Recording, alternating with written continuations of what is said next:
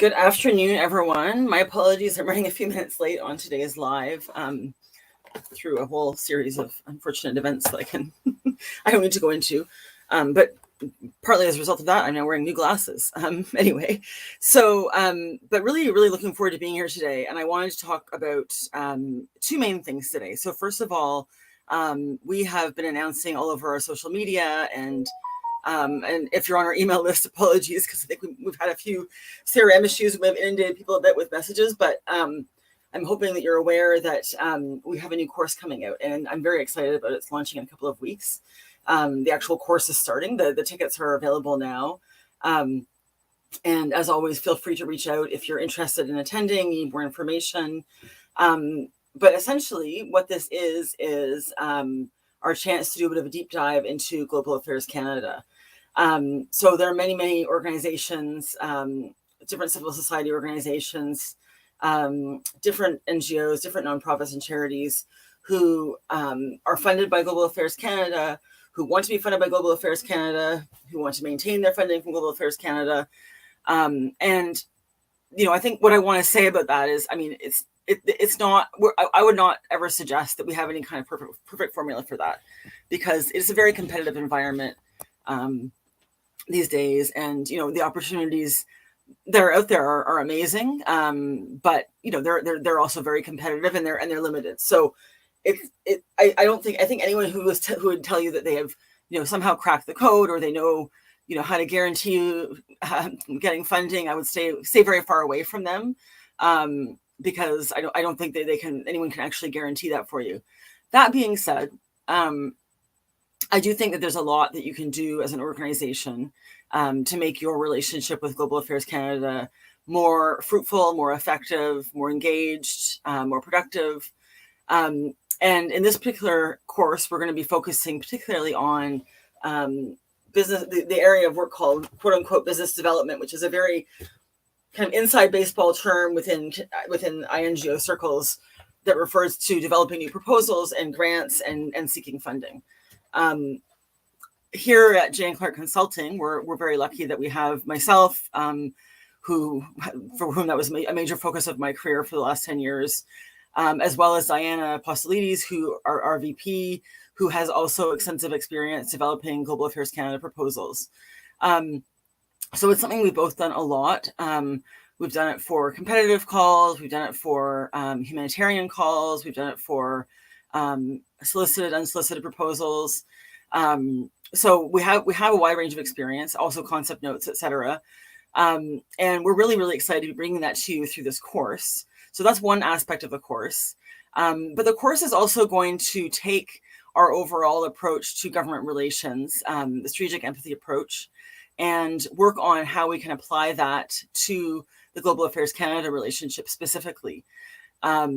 So we're going to go through a number of different topics over the course of the 6 weeks. Basically, we have 6 weeks of course planned for you, and the way that this is going to be structured is that we run our courses through the Thinkific platform, which means that there are resources available online, articles, supplementary reading, and then we also upload the presentations and recordings of the Zoom calls as well. But it's a combination of synchronous and asynchronous, a term that I did not know until my kids were doing school during COVID, but I think I now understand it anyway. So essentially what it means is that we're going to have one webinar each week on Tuesdays from 12 to 1:30. Because we've had some feedback from our previous course that one hour was really quite rushed. Then we're going to have a second session on the Thursday. It'll be shorter, just an hour.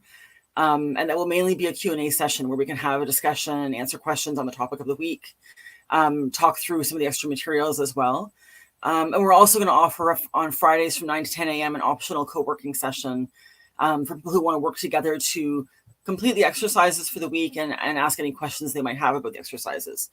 And then every week there's an exercise that will be due at 5 p.m. on Friday for me to review. But of course, it's completely up to you whether how much of the work you complete or don't complete. This is adult learning, and it's really just designed to enhance your own learning experience. We've designed the course as well very thoughtfully to try and fit into the schedules of busy professionals so that you can fit it in alongside the other work that you're doing. I'm very confident as well that it's actually very closely related directly to a lot of the work you're doing. So it really shouldn't be much of a stretch to I think as you're doing the course and as you're completing the course, you'll likely find yourself right away being able to enhance your own capacity at work as well, especially if you work on anything related to global affairs. So you should be able to turn around and apply lessons for the course immediately.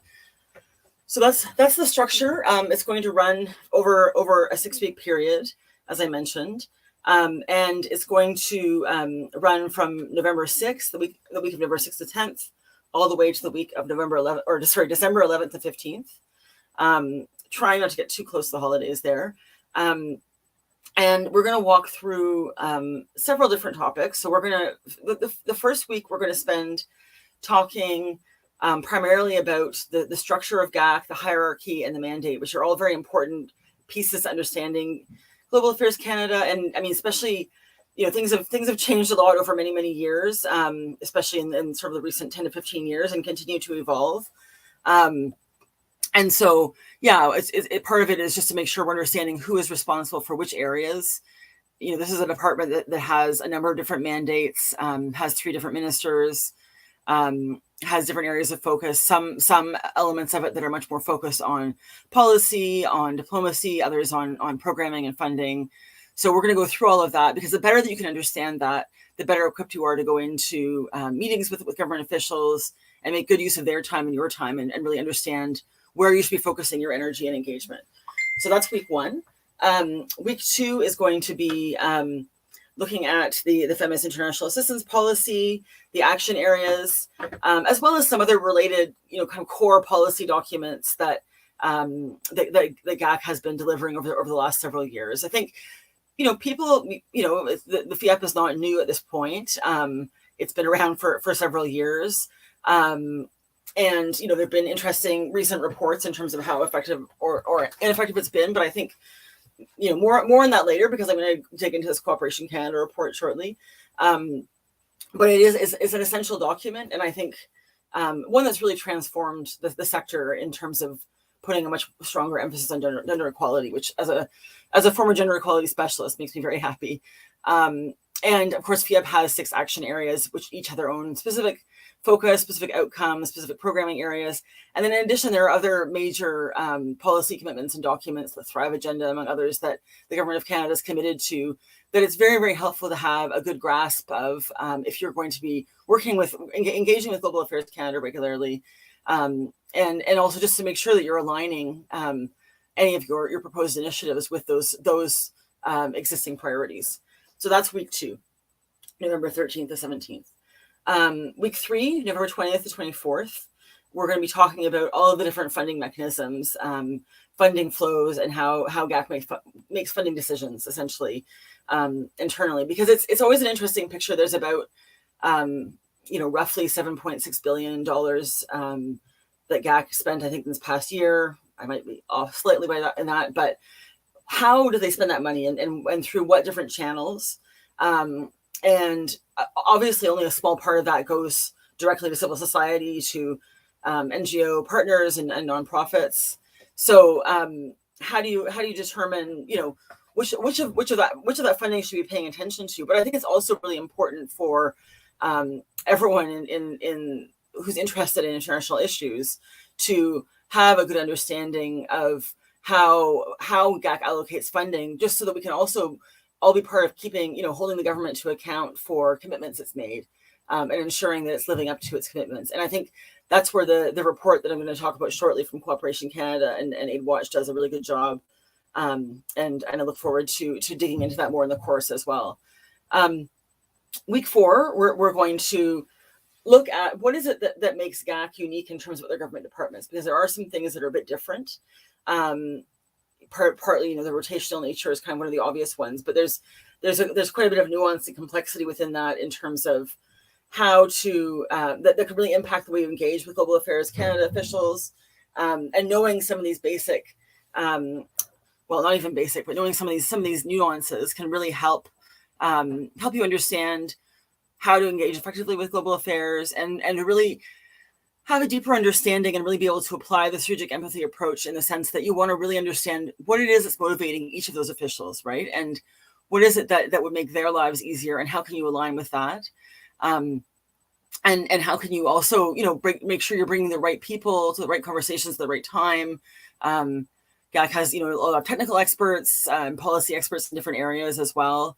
And those can be really wonderful opportunities to engage that can be very, very enriching and build a strong relationship that don't have anything to do with funding, but are also important as well.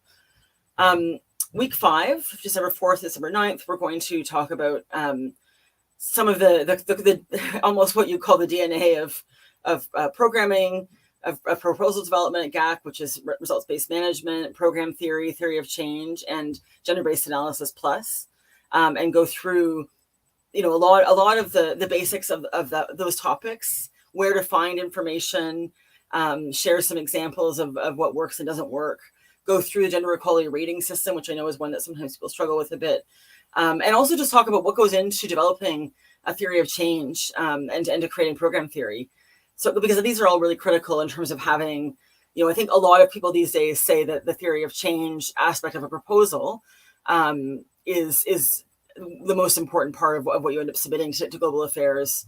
It's certainly widely seen to be the case. And that's where you need to be really, really clear about what is the logic driving the outcomes that you're trying to achieve, what is the evidence behind that, and what are the assumptions underlying all of that logic as well. What are the assumptions between those different levels of what needs to happen for your project to be successful?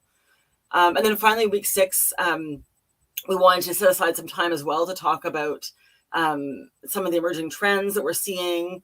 Decolonization, this conversation is, very, very live and ongoing in the sector. What does it mean for global affairs? And very closely related to that, of course, is the GAC transformation initiative that's underway right now. What do we know about that? What's been shared publicly? What should we be looking for as Canadian partners?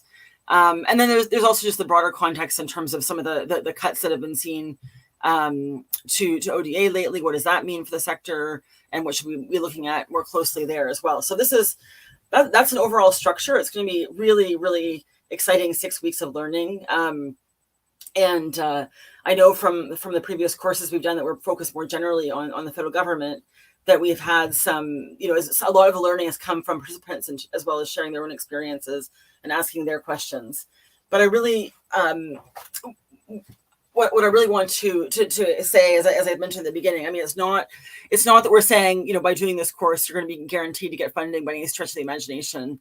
And nobody should be guaranteeing that to you. However, what you will come out of this course with is a really strong strategy, a pre-positioning strategy, essentially, that will help you set your organization up for success, and that will give you kind of the latest and most recent information on what's happening, so you can be really well positioned within this very big and competitive sector that we all work in.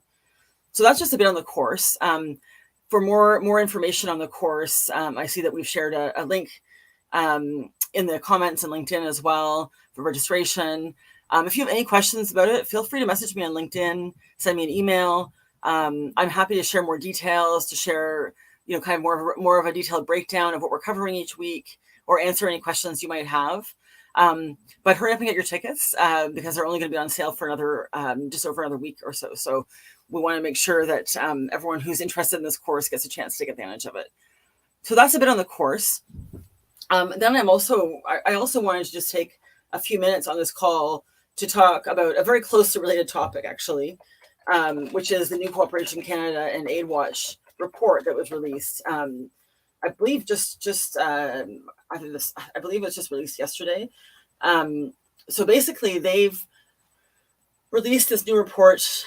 Maybe it was on Monday that it was issued. Sorry. Anyway, but 2023 Canadian aid trends, and I don't know how many people are familiar with that.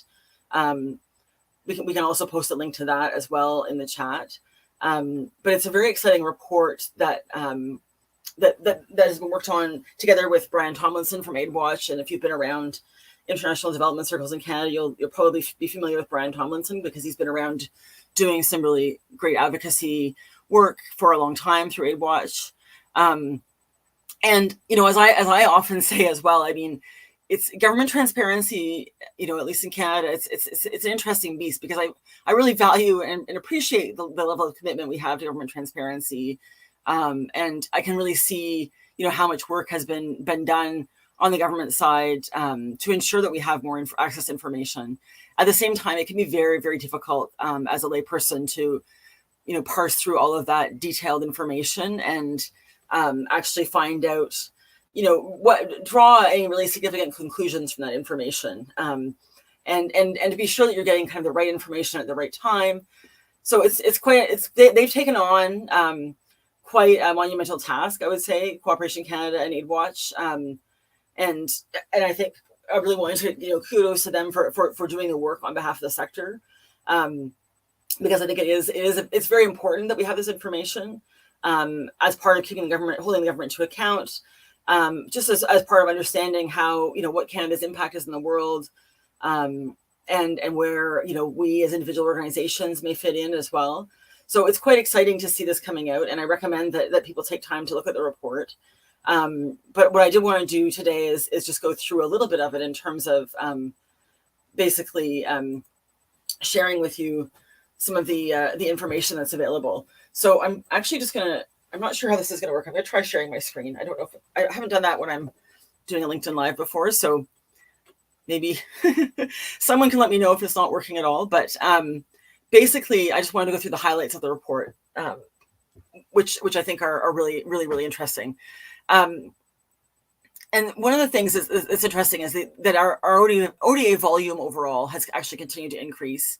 I think that's not necessarily a surprise to those who track these things. I mean, we know that there's typically been, inflationary year-over-year increases for many, many years. And of course, the number that the sector has tended to pay more attention to is the actual percentage of ODA, right? Which is, for a very long time, there's been a UN stated goal of 0.7% ODA, which we know in Canada we've never actually managed to reach. But that being said, the overall volume has continued to be significant. It's increased each year since 2015 to 16. And there was, even in 2022-23, there was a large increase, though I think that's also worth mentioning that was mainly due to support to Ukraine. So, I mean, if you happen to be working in that area, and I mean, obviously there's been a lot of significant needs there. It's been great to see the money going that way. But it has meant sometimes that other areas of expenditure have been reduced as a result, in order to free up room in the budget for that direction. So they say here, taking into account the impact of inflation, real ODA increased by a modest annual average of 2.5% in the 8 years between 2015 and 16 and 2023-24. So, I mean, good that it's been increasing. Not really very much, not really in a significant way. And I think there's, widely held concerns based on recent announcements and recent budgets that's going to start declining in over the next few years. So this is a helpful information, and I'm going to put this. This is available on the Cooperation Canada website, and I'm also going to be covering this whole report in a lot more detail in the course that we're doing. And also be doing some other reflections on it in our newsletter as well. So feel free to sign up for the newsletter as well. So there was through 2020 to 2022, I think any of us who were working in the sector at the time, I mean, we did see some increased funding, and I think a lot of that was reflective of the COVID-19 measures. There was additional money that was brought online, added to existing projects, also just provided to organizations within the sector regardless, to help them cover some of the challenges and costs associated with that crisis. But now that we're past that initial period, levels seem to be dropping back down again in terms of our overall percentage. But we did actually, looks like we achieved as high as a 0.39% during 2022-23, which is quite significant if you look at the sort of historical record for Canada. The report, of course, is careful to point out that we're not a leader in terms of the OECD DAC. So the OECD DAC, the Development Assistance Committee, there's 30 countries that form a part of that. The Organization for Economic Cooperation and Development, the Development Assistance Committee, and there are several donor countries. It's actually, if you're not super familiar with OECD DAC, I strongly recommend that you do a bit of learning on that as well. And again, we can point you towards some more resources, because it is a standard setter for the international development funding sector and for donors. Every year, different countries are subject to a peer review by the Development Assistance Committee that does quite a detailed evaluation and analysis of their effectiveness, their aid effectiveness, their spending levels in different areas. And it's something that's taken very seriously within the various donor agencies. And it's interesting, for example, if you look at the Government of Canada and Global Affairs Canada's gender equality levels and gender equality markers, the GE 1, 2, 3, and where that comes from. DAC has a very similar, the OECD DAC has a similar system, not exactly the same, but you can definitely see echoes of it in the system that was developed to support the FIAP, for example. In terms of the international assistance envelope, so I think the distinction here, right? There's international assistance envelope, and then there's the official development assistance. So international assistance envelope can include some kinds of things that are not actually considered officially ODA. So that's an important distinction. So here you can see that there was a large increase in the actual IEA in 2020 to 2021 beyond just COVID-19 support. So it wasn't just COVID support, they're saying, although that was significant, but there was also contributions to climate finance and humanitarian assistance. Now we've now since returned to sort of earlier levels in terms of what's budgeted for 2023-24. And they flag the issue that I've mentioned before in terms of transparency. So, I think that there's, as they said that Budget 2023 offered a graphic that gave a snapshot of the scale of IEA. But I think there's the criticism that they're raising here is that there's a lot of additional details that are not very evident, and it's not clear, I think, at this point, how the government's going to report on how those levels are being maintained, increased, or decreased in subsequent years. Something that I think that the sector has been always very quick to criticize the government on, and I think in many cases for good reason as well. Has been, that it's not always very clear. If the government makes a commitment, we're going to spend $400 million on refugee education. I'm going to go back to Charlevoix because it's one of my favorite examples. And there may then if you have to sort of trace from that commitment how all of that money was spent, it's not always very easy to see from the outside exactly how they've come up with the figures that they come up with in reporting. That's not to say that they aren't there, and that's not to say the money isn't being spent. And I want to say that I think that there are incredible efforts underway within the departments, and specifically within Global Affairs Canada, to really elevate that transparency, to develop better reporting, to provide that reporting through reports to Parliament, through reports to OECD DAC, et cetera. So I think that there's a lot of excellent work underway and efforts towards transparency. But I think the complexity of the envelope is such that it's not always very easy to communicate clearly. And I think it's, people say, well, sometimes things are double counted. Well, I don't know if you want to see double counted. When I say double counted, I mean, like, if you're counting a project that touches on a few different sectors towards commitments for different sectors. But I think, of course, the reality of development programming is it is multi-sectorial often. And that the impacts you're having are in different sectors as well. So, we can debate that further, and I'm always open to questions on that as well.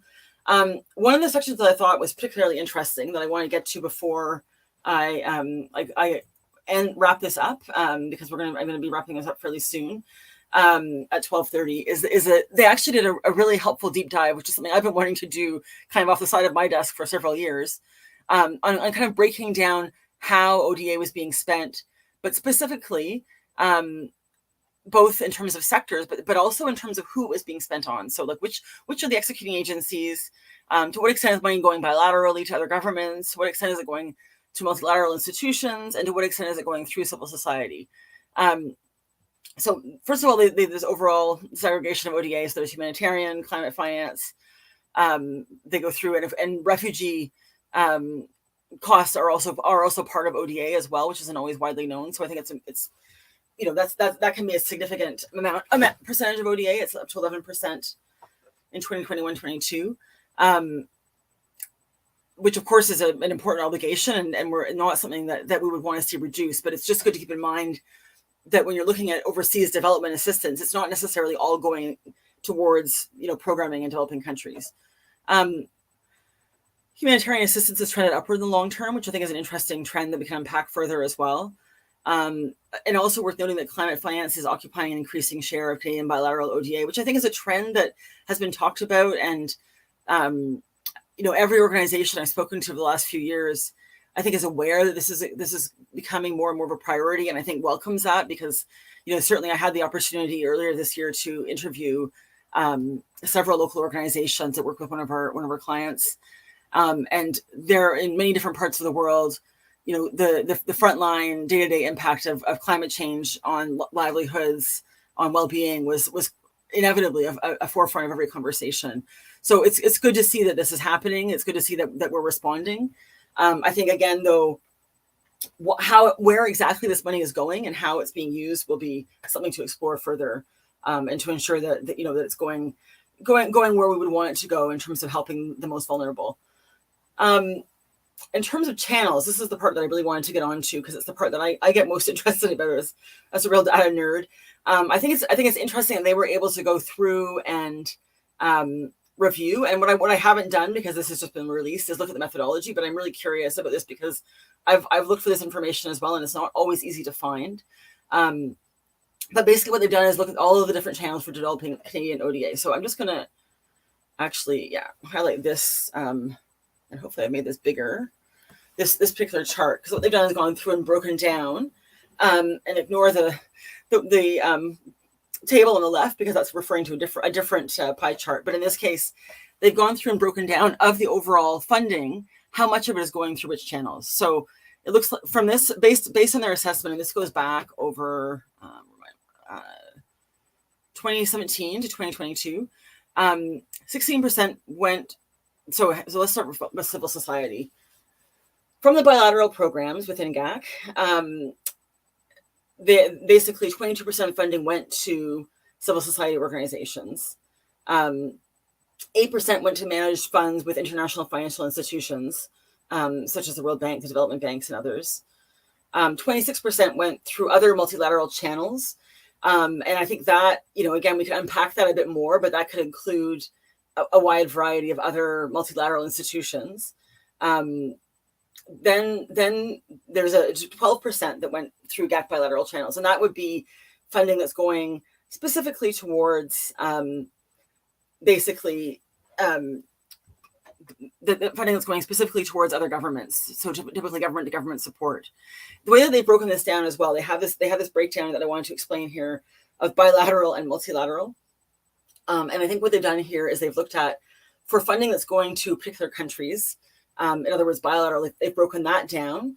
What percentage of that is going to civil society organizations versus IFI versus other channels to a specific country, versus multilateral will be more kind of organization to organization contributions. So multilateral, Department of Finance directly contributes to international financial institutions. So that's 12% of ODA. GAC's contribution is 3%. And then the overall kind of institution contribution from GAC to other multilateral channels is 16%. And so essentially, I mean, it's interesting if you kind of add it all up, you can see that in total, 23% is going to international financial institutions, which is higher overall than the amount going to civil society organizations, for example. Again, these are kind of initial thoughts. This is a really interesting report, and I'm really excited about digging deeper into it in the coming weeks and some of the course that we're going to be doing, as well as some of the reflections that we'll be sharing. But basically, another thing that despite the fact that share, it doesn't necessarily seem massive. I thought this was very interesting and actually kind of surprising to me as well, that civil society organizations share in the delivery of real bilateral ODA has grown significantly. Now it has then kind of, gone down again, but it's interesting to see that increase from 2015 to 16, where it was 30%, to a peak of 40% in 2019-20. It's then gone down again if you leave out COVID-19 response and control. But it's also interesting to see that ODA to and through foreign-based CSOs has outpaced disbursements to and through Canadian-based CSOs, which is a kind of concerning statistic if you remember Canadian civil society. And they're basing this on a DAC report. Also, if you're looking at decolonization and those trends and how far are we going with actually putting that into place, they're showing here that CSOs based in the global south, partner countries received only 7% of Canadian ODA, which is a slight increase compared to 2015 for sure. But obviously still, a lot more work to do in that area, which I don't think is surprising to anyone. And this is also interesting as well, that although the amount channeled through CSOs has increased since 2019-20, the CSO share in humanitarian assistance has been in decline. So overall humanitarian funding has continued to increase. But a lot of that funding has been channeled elsewhere than through CSOs, which is also an interesting trend as well. So those are just kind of some of my initial thoughts and the summary. I'm not going to go a lot further into this because there's more to cover. I'm already at 12:30. But I think that it's very exciting to see this report coming out. And I encourage you all to go take a look at it. I'm definitely going to be highlighting it more in the coming weeks, and some conversations are going to be having, but we're particularly going to be using it as a resource in our course as well. So if you're interested in learning more, the best place to do that is to join us for our course. And I'm hoping that you'll be able to do that. And certainly do take a look at the report. And I mean, I would be very open to having maybe another live focusing on this report further to discuss questions. And what I'll do is try and get someone who can join me who also has expertise in this area, to see if we can have a conversation together on it, because I think it's a very, very interesting topic worth digging into a bit more. So thanks again, everyone, for joining us. Please feel free, as always, to reach out if you have any questions. Send me a message on LinkedIn. And also, please do, if you're interested, join us for the course and register for the course. I'm very excited for this course to be launching in just under 2 weeks. So thanks so much, and have a great day.